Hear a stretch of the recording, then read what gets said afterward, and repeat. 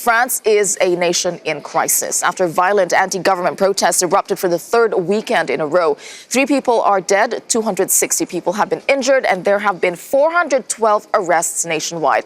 President Emmanuel Macron arrived back from the G20 in Buenos Aires yesterday, and an unfriendly welcome there.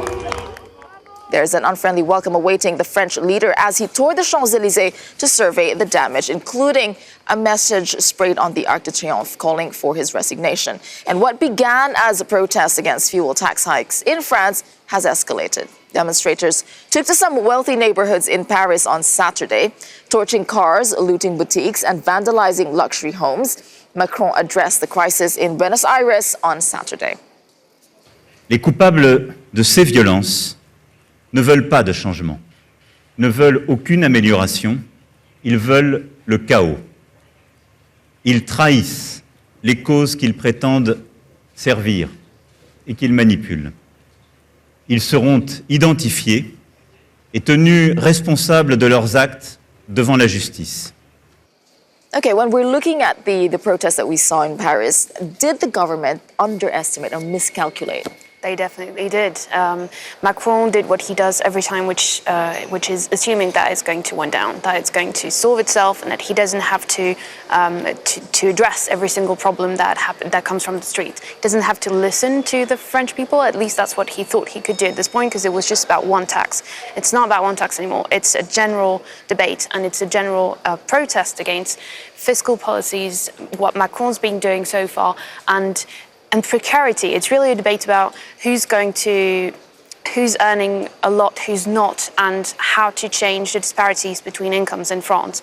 And as long as this is not addressed by the government and by Macron, and it's getting very personal. Now they want him gone. They want him to resign. It's about him as much as it is about the general French people and French ideals of equality. Yeah. At this point, it's so it personal. has expanded from more than just fuel tax hikes. And Matthew, I mean, we're looking at the images. We're looking at a lot of, we saw violence on the streets. We saw, vandalizing of the Arc de Triomphe. What does it say about, what does it project? And I think the French public opinion is swayed by the images that they're seeing as well. Yeah, I mean, obviously, it's very serious for Macron. I mean, there is a question in my mind which is perhaps almost a little flippant. I mean, every French president becomes very unpopular very quickly. It would seem to be but I mean, this is obviously more serious. I mean, there's an interesting kind of link for me on this to the climate change debate. This kicked off with the raising of fuel taxes and green taxes more generally.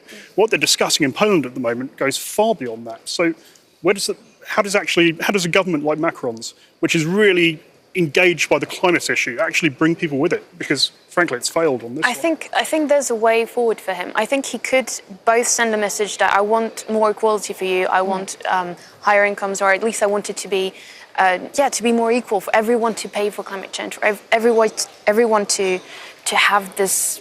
But do you think this is a broad? Well, this is the question. So we had the worst riots, I think, in Paris since 1968. So this is clearly very serious, and it is a very significant moment for Emmanuel Macron. What he does next may well define his presidency.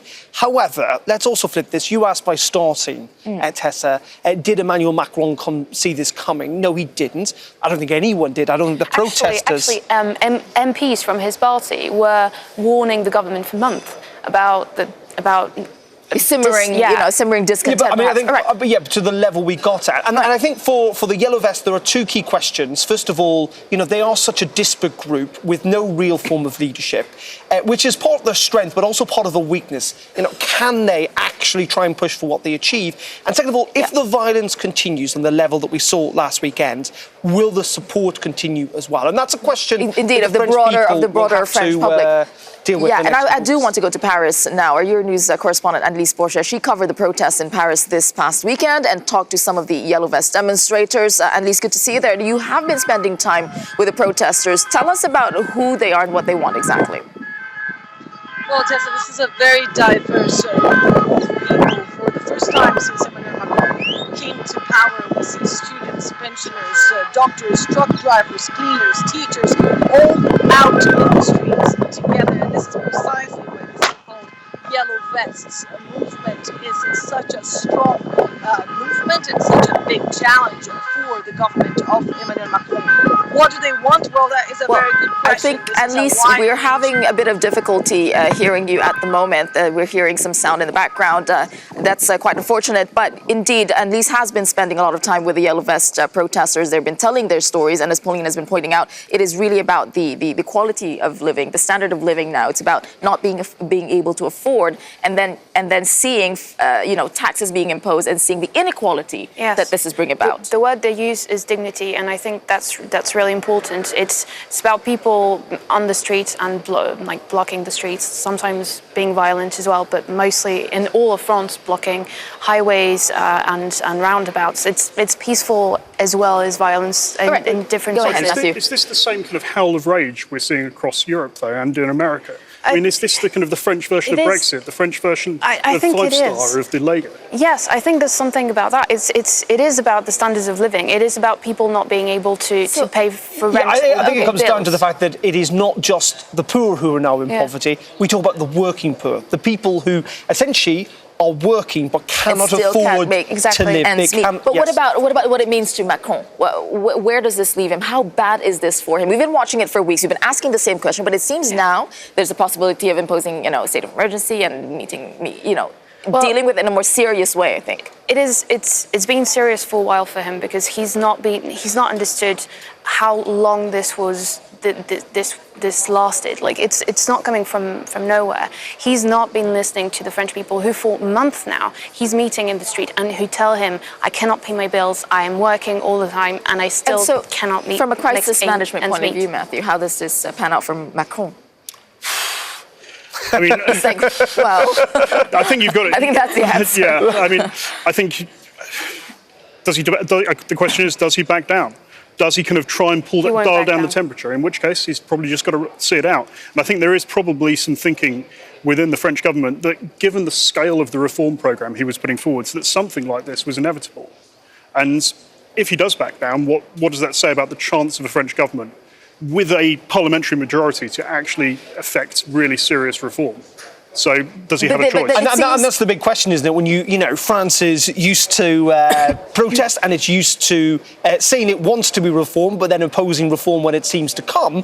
Emmanuel Macron is a position, unlike many other French presidents before him, he's got that enormous parliamentary majority.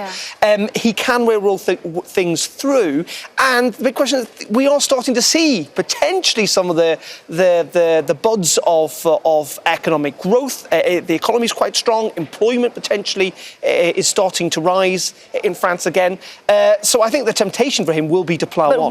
But why do you say that he won't? So you say you think he will plough on, but is there no room for him to? Because now he's calling on meetings. He will have to address. Otherwise, it's just going to go on. Like now, high schoolers are blocking their schools. So heavy-handedness? So how do you deal with increasingly violent protests? I don't know. There's something about his reform that you were talking about, his big program of reforms, that he forgets that he's been elected because he was facing Le Pen. He wasn't elected just for his program. He was elected to block the far right.